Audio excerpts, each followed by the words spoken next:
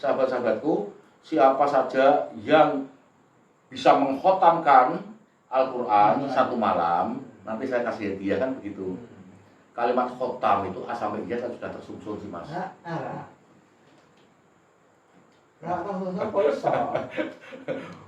Bukan acak-acakan.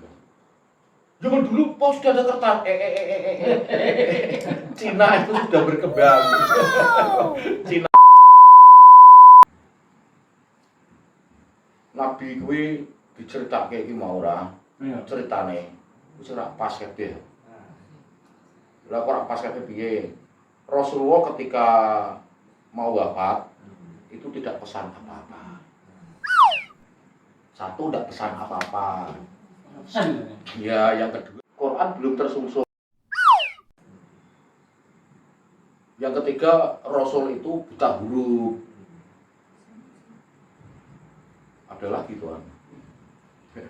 Rasul itu sejak kecil itu mengembala kambing, ya. Terus di balik bukit didatangi Jibril, dibedel. Hatinya dibedel, hati yang kotor katanya. Di balik bukit. Lah yang melihat siapa kalau itu terjadi temenan? Terjadi beneran, itu yang melihat siapa? Oh, sudah di balik bukit tidak ada yang lihat, kok ada yang cerita? Kan begitu. Karena tidak memahami bahwa Rasulullah Shallallahu Alaihi Wasallam itu siapa sebenarnya. Muhammad bin Abdullah itu siapa? Nah ini pentingnya. Kemarin-kemarin saya sudah mengasih rumus kan. Satu ma'rifatullah, kedua ma'rifatul adl, ketiga ma'rifatul nubuwah. Ini mengkaji tentang Rasulullah itu, memahami, mengenal. Ada itu rumus ma'rifatul nubuwah. Karena Nabi ninggal ke wasiat, Quran kan nyuruh awake dhewe kon wasiat. Dhewe kan aku ora wasiat di kan yo lucu kan. Lah pertanyaannya, umat ini terombang-ambing. Umat ini terombang-ambing. Karena apa? Karena berita-berita yang datang itu selalu berbeda-beda. Tidak ada Rasulullah itu yang mengatakan bahwa Rasulullah itu misalnya begini, apa Rasulullah itu manusia sempurna? Ya. Di sisi lain, dia sudah mengatakan manusia sempurna, tapi dia buta huruf.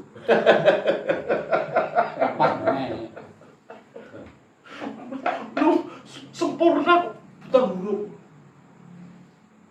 Jangan manusia biasa. Manusia biasa. Dia juga marah, bermuka masam ketika didatangi seorang yang buta ke majelis ketika bermajelisan pada pagedi Quraisy, kan begitu. Pakainya dalil juga ayat Quran. Itu apa namanya? Abasa wa tawala. Abasa wa tawala itu katanya loh, Rasulullah yang bermuka masam. Ini kan lucu. Tetapi diterjemahnya begini, abasa wa tawala. Dia dalam kurung Muhammad, bermuka masam dan berpaling. Nah, aku yo memahami Muhammad kok dalam kurung ini artinya pilih siapa? Muhammad yang bermuka masam dan berpaling, atau Muhammadnya ini dikasih tahu dia Muhammad bermuka masam dan berpaling, kan begitu. Kalau Rasulullah itu bermuka masam, kayaknya kok tidak mungkin. Nak langsung berarti ada anak kurungnya. Iya. Dia Muhammad bermuka masam dan berpaling ada anak kurung. Langsung disebut jenenge. Bukankah di nandum-nandum itu, di Liba, di Nasar, itu kan Burda, itu kan Rasul itu kan ditulis penyair-penyair Kal Badrun, ya, artinya laksana bulan purnama. Jadi wajahnya itu selalu berseri-seri, penuh dengan senyum. Jadi tiba-tiba Rasulullah berbuka masam. Gara-gara sepele. Orang yang buta masuk. Oh. Ketika Rasulullah bersama penghuni Quraisy sedang bermajlisan. Kan itu kan sepele. Masa mungkin sih gara-gara sepele gitu Rasulullah terus berbuka masam dan berpaling. Kayak ini fitnah kali. Ada orang takok benar. Iya. Rasul orang takok orang buta. Iya. Itu Nah, kan itu ada. kejadian yang sebenarnya itu di mana itu? Yang sebenarnya. Coba gini ya, abasa itu kalau apa namanya bentuk grammarnya itu kan fi'il madhi. Abasa kan fi'il madhi. Lah fi'il madhi itu artinya sudah atau telah. Tetapi fi'il madhi mempunyai domir atau kata ganti. Kata ganti orang ketiga. Artinya dia Iya. atau gua. Bahasa Arab kan, bahasa Quran kan atau bahasa Arab itu kalau diterjemahkan bermuka masam. Berarti artinya dia telah bermuka masam. Kan dia berarti. Nah, itu kan berarti pihak ketiga kan? Karena fi'il madhi kan. Jadi Rasulullah ketika ada wahyu itu turun, itu Rasulullah kan bukan pihak ketiga kan, bukan pihak ketiga, tapi pihak kedua kan. Umpama Rasul pihak ketiga kok Allah Jibril Rasul lucu lah. Jibril langsung Rasul lah apa. Jadi Rasul ini kan yang menerima berhadapan dengan Jibril. Ya ada. Berarti Rasul ini mukhatab kan. Jibril menjadi mutakalim wahdahnya. Jibril yang berbicara, Rasul yang mendengarkan, dan abasanya dia pihak ketiga. Jadi Jibril begini, Muhammad, dia telah bermuka masam dan berpaling. Nah dianya siapa? Ya itu yang ada di situ, yang ada di majelisan itu. Gara-gara apa? Telah datang anja'a apa? Ahul Akma. Itu apa? Nah, telah datang seorang yang buta. Itu namanya Ibnu Maktum. Berarti di antaranya wong sing majelis wae. Ya wong sing majelis bukan Rasulullah. Bukan Rasulullah. Tapi wong sing majelis wae. Iya, Sing betul. bermuka masam. Jelas lah. Wong itu apa namanya kalimatnya itu bentuknya bentuk fi'il madhi kok. Berarti kan dia pihak ketiga. Lah Rasul kan pihak kedua. Mukhatab. Lah umpama kuwi nek Rasul pihak ketiga kan lucu nih ya. Masa Allah Jibril ngomong bareng kan lucu. Wong Iya, Jibril betul. dikongkon karo Allah sih. Nah, Kenapa wong ngomong sih sangko kuwi Jibril. lah aku yang bingung itu diterjemahkan dalam kurung. Eh. Apa dalam kurung ini apa artinya begini? Muhammad dia menunjuk ke sana. Dia Muhammad telah bermuka masam. Bukan Muhammadnya, tapi Muhammadnya dikasih tahu oleh Jibrilnya. Begitu. Nah, kalau dipahami kalau kita tidak memakai penalaran terus ikut-ikutan bukankah Rasulullah itu suri tauladan sangat jos gandos, super sempurna, wajahnya berseri-seri kal badru ya laksana bulan purnama. Masa sih hal yang sepele kok? Itu kan hal yang sepele. Hal-hal yang begitu signifikan saja Rasulullah tidak pernah menampakkan cemberut. Kalau abasa wa tawalla diartikan Rasulullah bermuka masam dan cemberut, ngaji meneh 15 tahun. Ngaji meneh 15 tahun ben paham. Makanya dipahami ma'rifatun nubuwah. Jadi biar paham dengan sesungguhnya Muhammad itu siapa, Rasulullah SAW itu siapa. Ada rumusnya agar kita ini tidak terbawa arus yang tidak bertanggung jawab.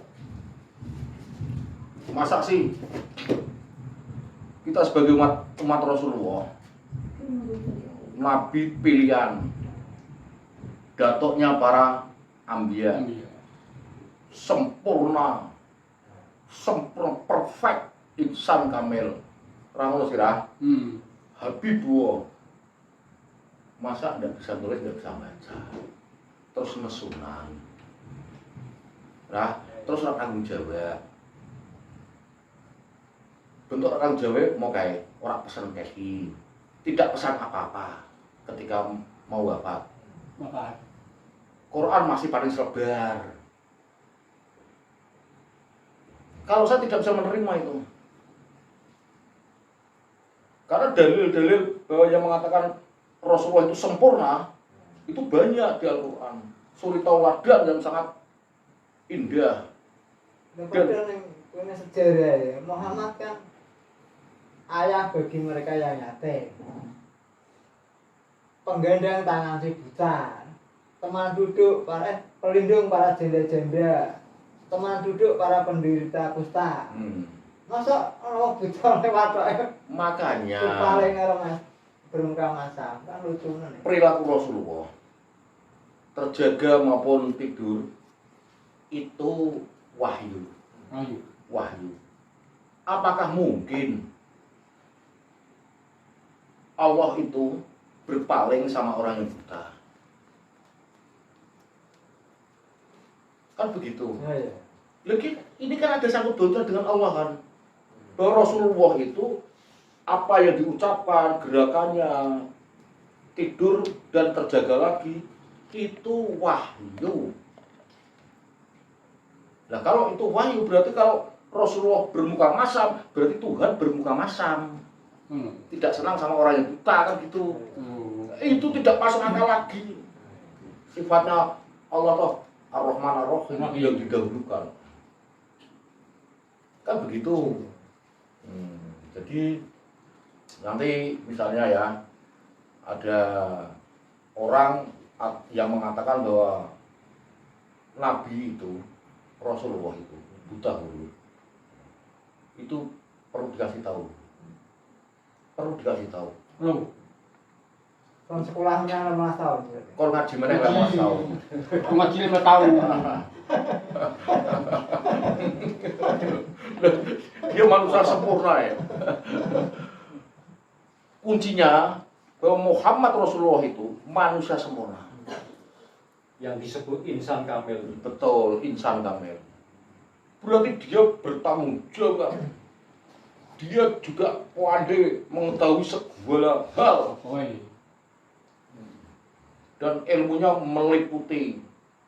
Itulah yang dikasihkan oleh Allah sama Rasulullah. Ora sembarangan penak mbak. Kita huruf dalilnya oleh serak pas nak diterjemahke. Nabi Umi kok yo nabi yang buta huruf. Lapa no. Ora itu kula aneh lho. Dia sing ngomong buta huruf kok ngajar nang iso. Ora iso tulis sak maca yo. Dadi patokane sak donya. Kan lucu men. Lha iya, pakne sing nuduh Rasulullah buta huruf. Kuwi dudeke buta huruf, pakne. Ki pakmu sing buta huruf ngamuk. Muni ngene, "Lho, Pak itu S3 ya?" Oh, buta huruf berarti. Ngono. Lagi Rasulullah itu seorang bermana S3. Profesor di atas profesor. Ilmuwan di atas ilmuwan. Itu kok penak Rasul tulis atau moco? Jenius di atas jenius. Jenius di atas jenius. Perfect lah. Itulah Muhammad Sallallahu Alaihi Wasallam. Iya. Jadi ada kejelasan kalau misalnya kita ngobrol-ngobrol ya, itu kita itu ada kejelasan yang terjadi di masyarakat itu memang didengung-dengungkan bahwa kisahnya begitu itu diceritakan yang menceritakan orang-orang yang berpengaruh karena punya cerita loh. Kalau tidak ustadz, kiai. Rata-rata. Iya, sampai kiai kelas musola sampai kelas panggung. Itu pasti begitu tuh gimana sih? Pertanyaan saya itu, dia tuh paham nggak sih sama Rasulullah? Dia memahami nggak ma'rifatun nubuwah? Rasanya saya ini ya, rasanya sakit. Karena apa? Dia itu manusia pilihan. Manusia sempurna. Masa satu udah bisa menulis, tidak bisa membaca, terus ketika membaca tidak pesan apa-apa. Bahkan Quran saja yang menjadi firman Allah yang diterima itu masih paling selebar. Pasangan kok ora terarah kabeh. Lah, Sing bekakri. saya menolak tentang Yang bekakri. semrawut, carut marut. Masa Nabi itu santuan semrawut itu acaranya lah Kan tidak masuk akal kan. Nabi itu tetap sudah menata semuanya. Sempurna. Quran itu sudah sempurna. Kan ada cerita begini.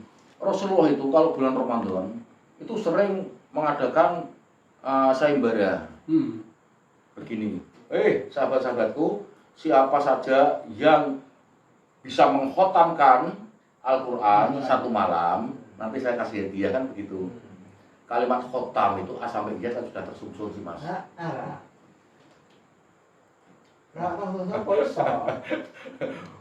Bukan acak-acakan. Zaman dulu pos sudah ada kertas. Cina itu sudah berkembang. Cina sudah memproduksi kertas. Zaman Nabi Sulaiman sing suwi wis ana kertas. Kanca sono kene kertas. Nabi Sulaiman sing taune SM sebelum Masehi wis ana kaca, wis ana kertas. Alasannya orang masuk akal kabeh. Yang jelas orang-orang yang bercerita yang begitu tidak punya pengetahuan. Orang-orang bodoh. Ngono. Nah, itu ada itu. Kiai pentas. Disebut mubalek kan. Itu kalau apa sih itu? Event-event dan tertentu. Itu amplopannya sampai 5 juta. 4 juta. Ya. Berkisar segitu. 4 juta 5 juta. Amplopane. Ya itu uang banyak loh. Terima kasih ngomong. Ketika dipentas, lu malah menjelek-jelekan nabinya. Bahwa nabi itu buta huruf. Dalilnya Nabil Umi. Ini kan lucu meneh kan. Nabil Umi itu artinya induknya para nabi. Umi kan ibu. Terus nanti ceritanya dikembangkan. Rasulullah itu ketika masih kecil itu menjadi pengembala kambing. Itu didatangi oleh Jibril di balik bukit, itu dadanya dibelah, diambil hati yang kotor. Tidak ada yang tahu. Sudah di balik bukit kan tidak ada yang tahu kan. Malah kiai ini bisa bercerita kayak gitu. Ayo.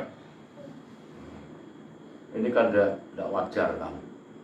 Artinya kalau menurutku pelecehan sama Nabi. Ya jelas. Yang tak irani ini ya. Para kiai orang pinter-pinter masa ora telaan. Belum tentu. Wong kiai saiki kiai sekarang ini yang penting apal doa tahlil, hamdan syakirin, hamdan na'imin. Udah jadi kiai kan. Ayo. Padahal kita kiai itu sejak misalnya kita ambil sejarah dari masa kerajaan kan. Nama kiai ini pasti keturunan raja. Pasti. Oh. Yang tidak mau dia menjadi hidup di kerajaan itu. Dia mendirikan padepokan, terus sehingga dia punya santri, punya pengikut. Nah itu titelnya kiai. Terus sekarang kan enggak. baru hafal doa tahlil jadi kiai. Ini kalau zaman kerajaan dulu Kagu. nama kiai kayak begitu tuh, itu bisa dipidana pati, bisa dipenjara. Iya, karena itu titel darah biru. Kudune duwe sastra tinggi. Iya. Jadi kiai yang asli kiai dulu itu dengan kiai sekarang berbeda jauh. Kalau kiai dulu itu orangnya itu linuwe, ngerti sak jroning winara. Sakti Mandraguna. Betul saja dia darah biru keturunan raja. Kalau sekarang tidak. Karena kiai sekarang ini modalnya Handa Syakirin, Handa Naimin, Handa Nafi, Ni'amah Waika. Lah itu modalnya artinya apa?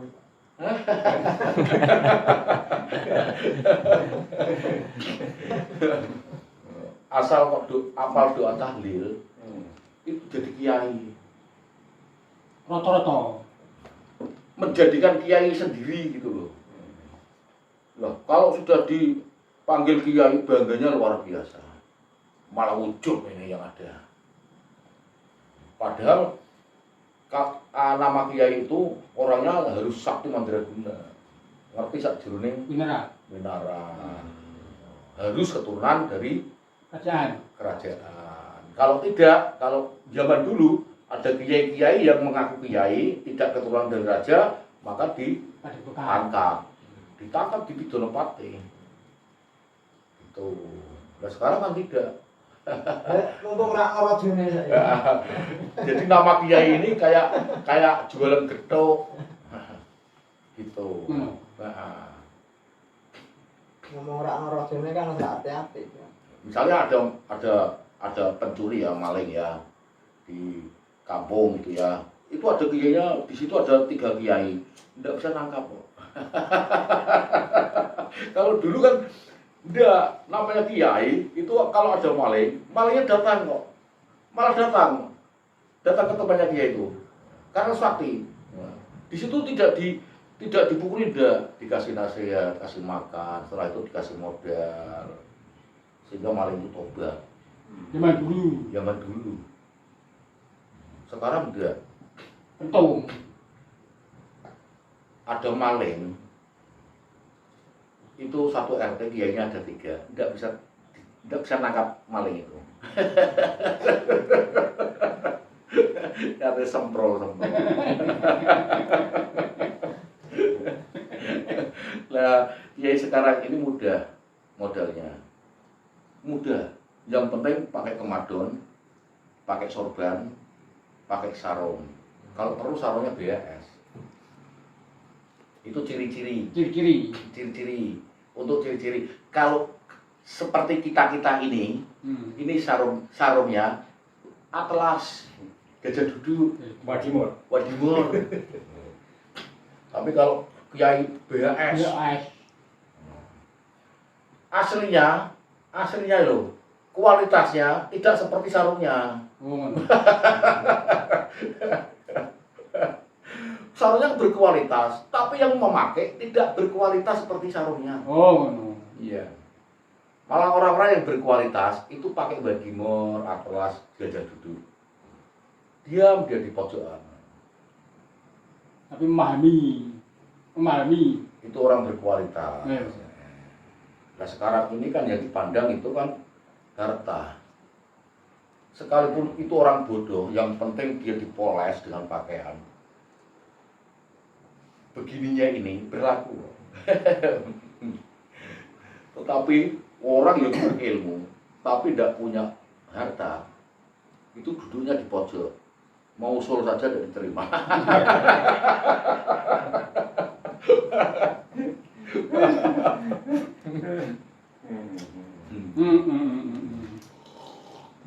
Nikmat kopi nih. Jod, kopi nih.